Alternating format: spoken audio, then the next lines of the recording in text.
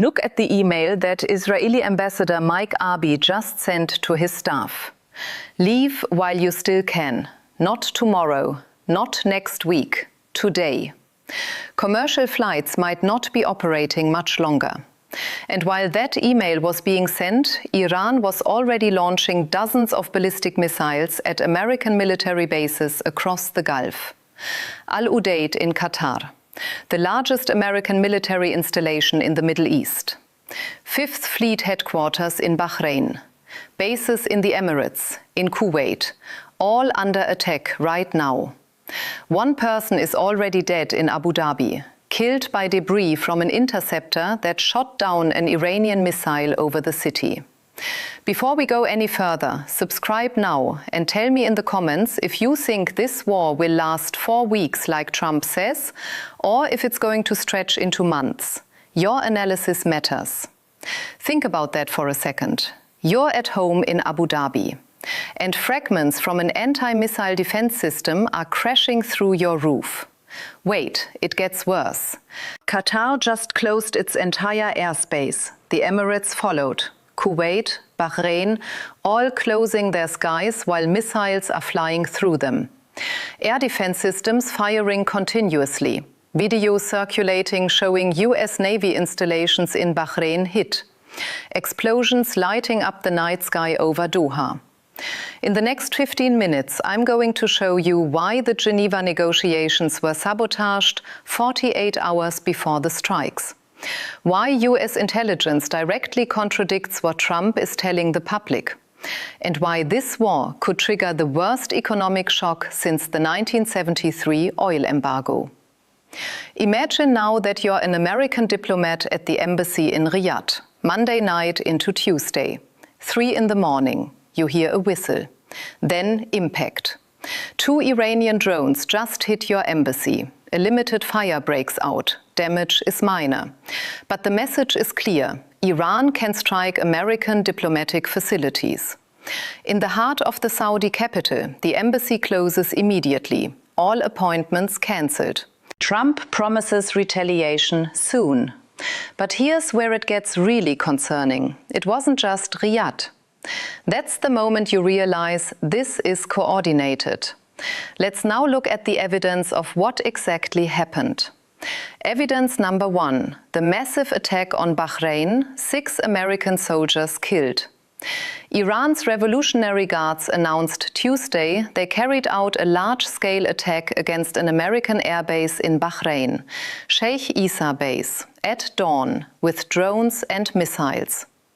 20 drones and 3 missiles reached their targets, according to the IRGC, which claims to have destroyed the base's main command post without providing proof. But here's what we know. The Pentagon confirmed that 6 American service members have been killed since the war began. Not 3, 6. CNN reports that the 6 killed soldiers were at the operational center of Kuwait's port, which was attacked by Iran. The Crown Plaza Hotel in Manama, Bahrain, was hit by a drone. This hotel was hosting US defense officials. 2 injuries were reported. Civilian evacuation was necessary. Evidence number 2.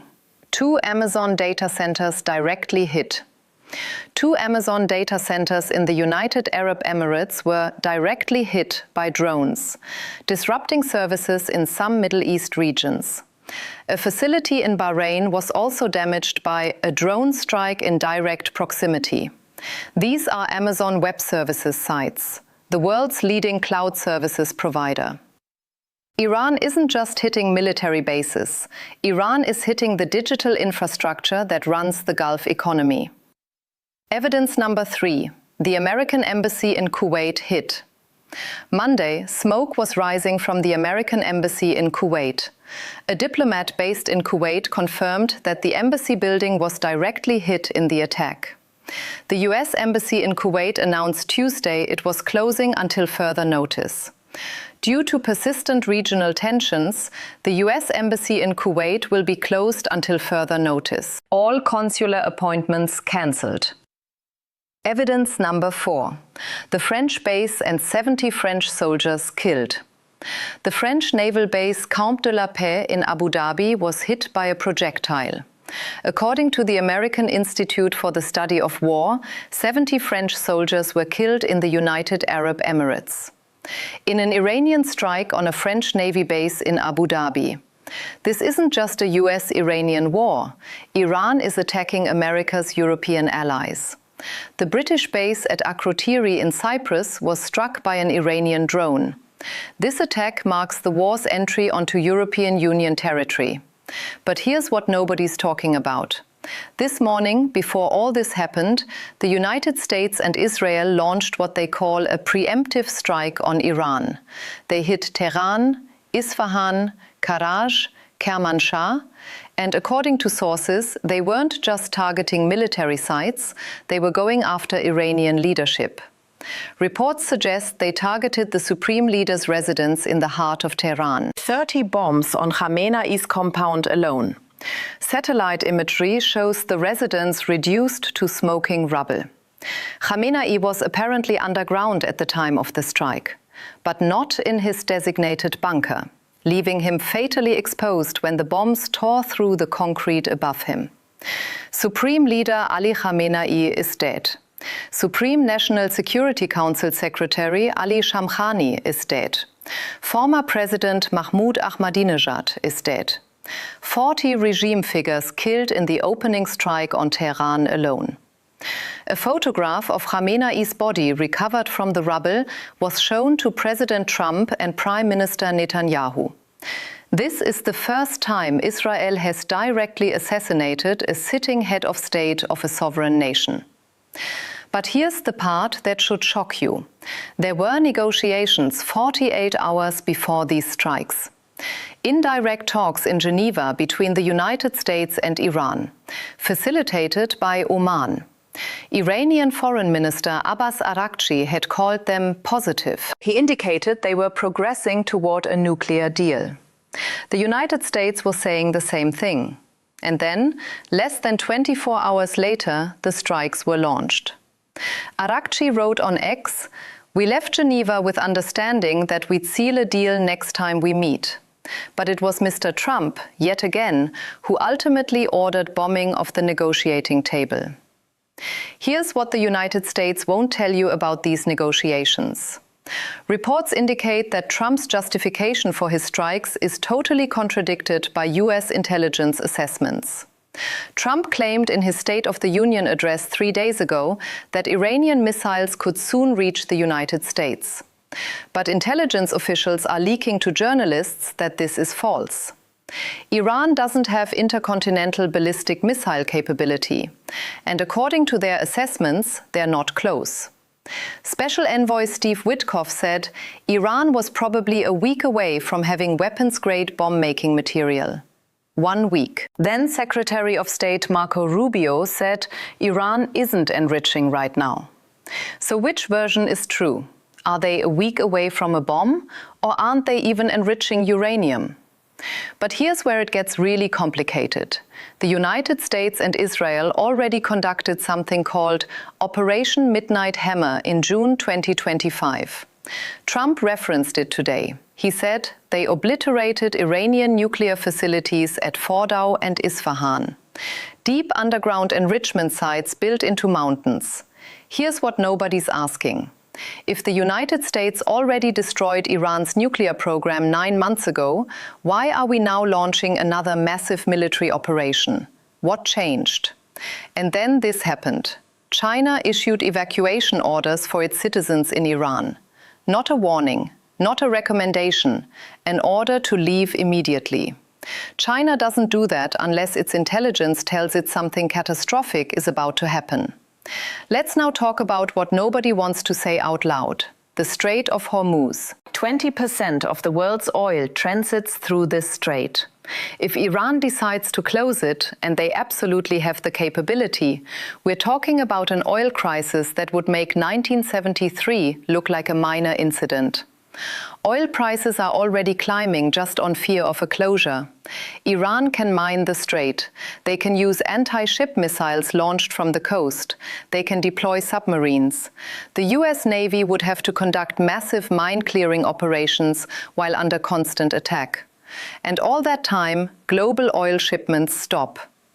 What happens when gas prices in the United States hit $7, $8, $9 a gallon?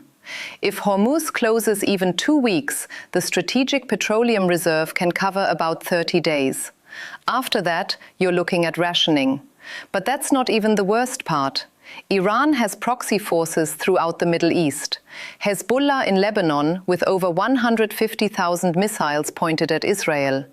Militias in Iraq that can strike American forces. The Houthis in Yemen, who have already demonstrated their ability to strike Saudi Arabia and the Emirates. Hezbollah launched attacks on Israel Tuesday. In retaliation for Khamenei's death, Israel responded with massive airstrikes on Beirut, 31 people killed. The Israeli military issued an evacuation order for dozens of Lebanese localities, 50 villages listed. And here's the part that really terrifies me. 2 American carrier strike groups in the Gulf, the USS Abraham Lincoln and the USS Gerald Ford, each carrying about 5,000 personnel, each with dozens of aircraft. These are multi-billion-dollar targets floating in waters where Iran has been preparing to fight exactly this type of battle for 2 decades. Iran claimed to have launched 4 ballistic missiles at the Abraham Lincoln. The United States hasn't confirmed whether the missiles hit. But if Iran manages to seriously damage or sink an American aircraft carrier, we are talking about thousands of American casualties in a single strike.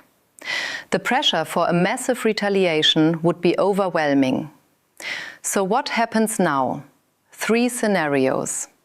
Scenario A. Prolonged war of 4 to 5 weeks. Probability 45%. Trump said publicly he expects the operation to last 4 to 5 weeks. But he also said the United States can go well beyond. Sustained airstrikes for weeks, targeting nuclear facilities, missile sites, air defenses. Iran retaliates with continuous strikes on Gulf bases. American casualties mount. Oil prices explode. The US economy enters recession. Scenario B. Escalation to total regional war. Probability 35%. Hezbollah intensifies attacks on Israel. Iraqi militias strike American forces. The Houthis target Saudi Arabia and the Emirates. Iran closes the Strait of Hormuz. The United States is forced to deploy ground troops. The conflict spreads across the entire Middle East. Tens of thousands dead. A global economic crisis. Scenario C. Negotiated pause via secret channels. Probability 20%. The Emirates and Qatar quietly mobilize their allies to convince Trump to find an exit. China exerts diplomatic pressure. Secret channels negotiate a temporary ceasefire. Iran agrees to limit its nuclear program in exchange for partial sanctions relief. The United States declares victory and withdraws. But the window for this scenario is a few days maximum. 6 American service members are dead. 70 French soldiers are dead. The American embassy in Riyadh was struck. The American embassy in Kuwait was struck. 2 Amazon data centers were directly hit. The British base in Cyprus was struck. European Union territory has entered this war. Iran's supreme leader is dead. 40 regime figures are dead.